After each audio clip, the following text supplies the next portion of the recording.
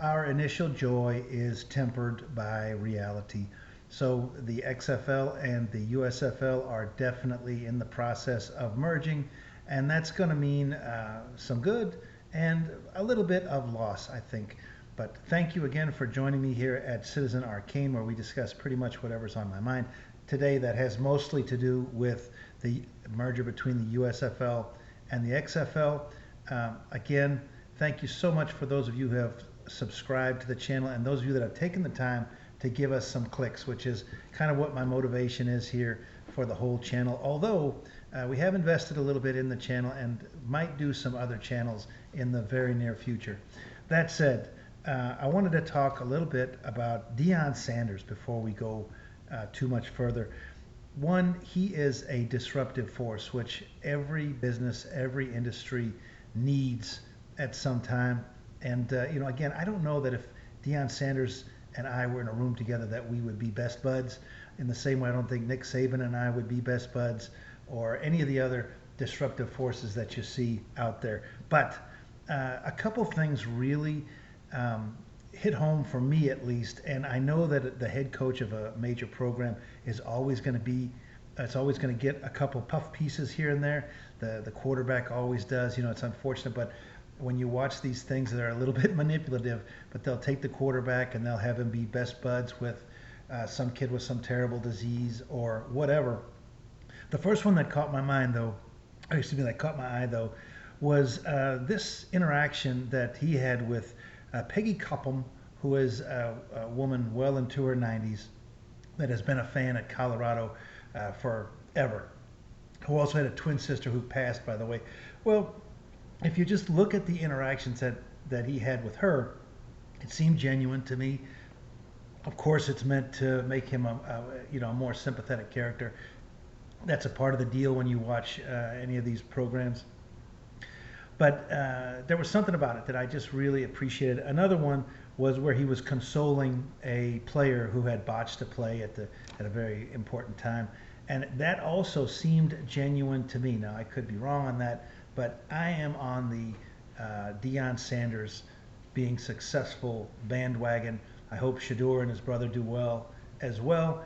Again, it's not the way I did sports when I was in it, but I've never been a Super Bowl champion either. So there you have it.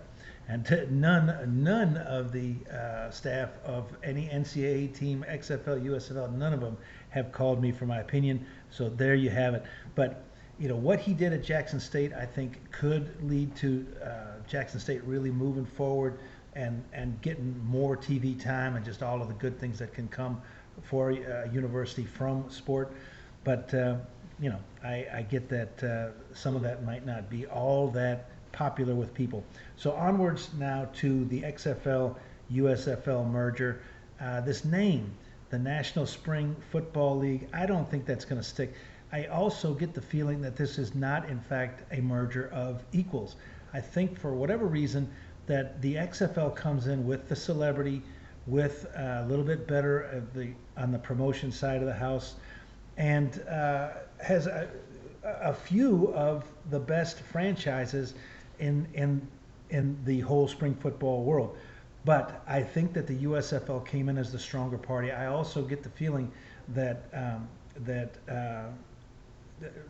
Dana Garcia and The Rock may just want to get out of this. Redbird Capital also. It seems odd to me that a company that size would be that concerned about a situation where they lost $60 million, despite there being some definite positive things that were happening. So my ranking of franchises that I think are going to survive the cut, it winds up being 5 XFL, 7 USFL franchises, and we will just see, if I'm even close. But number one has to be the St. Louis Battlehawks.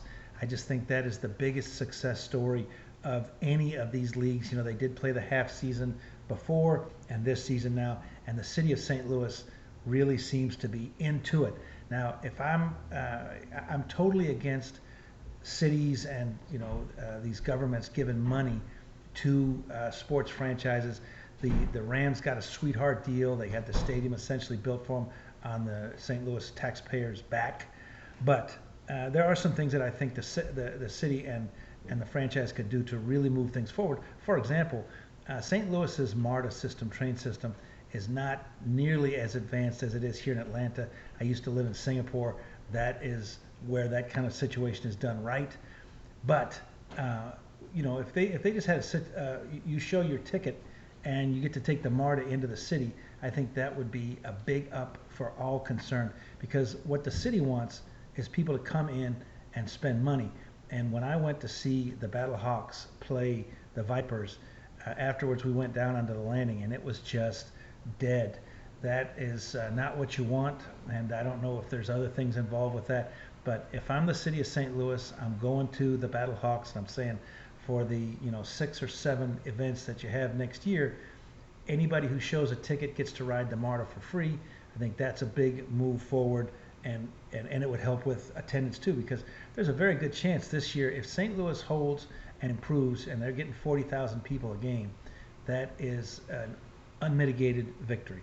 Okay, number 2 is going to be also from the XFL, the Defenders. Good attendance, good fan support. I think they are definitely a winner. Number 3, I'm bringing in the Birmingham Stallions of the USFL. Part of that is because they've had success on the field, but also Protective Stadium, and I've been there once. Aside from being a good small to medium-sized stadium, is a pretty good venue and a place that loves football. Birmingham is a football-rich area, so when you put a team in there, there's got to be ways to get people to go there. And unfortunately, the nightlife and all of the surrounding area, and my experience was that it was not that great. Then we go back to the XFL. I think the Brahmas are a solid franchise, a solid team. I think they're going to survive. The Sea Dragons in Seattle are exceptional. The only reason I didn't put them even higher up on the list is because these West Coast teams seem to be the outliers. Let's not forget the Los Angeles Wildcats. Let's not forget all of these things where the West Coast has just had a more difficult time getting people behind it. We will see. Next up, I've got the Renegades, XFL champions. Great storylines, pretty good facility. I think overall they are a winner. Back to the USFL for the Showboats. They've spent some money on them.